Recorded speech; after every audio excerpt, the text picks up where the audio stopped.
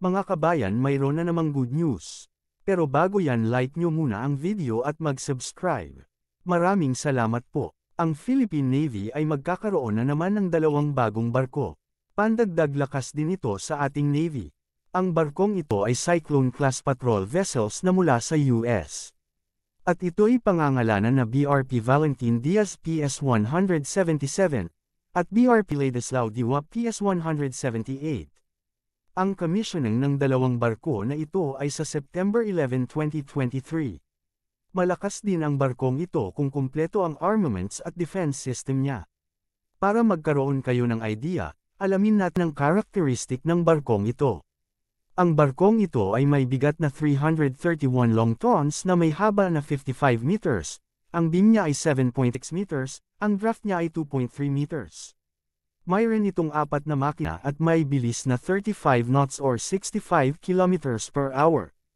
Ang range niya ay 2,000 to 2,500 nautical miles.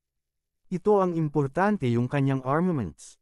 Ang kanyang baril ay dalawang 25mm Mk38 autocannon, dalawang 12.7mm caliber machine gun, dalawang 40mm Mk19 automatic grenade launchers, dalawang 7.62mm M240B machine guns, 6 FIM-92 Stinger SAMs at dalawang Mk60 quadruple B GM176B Griffon missile launchers.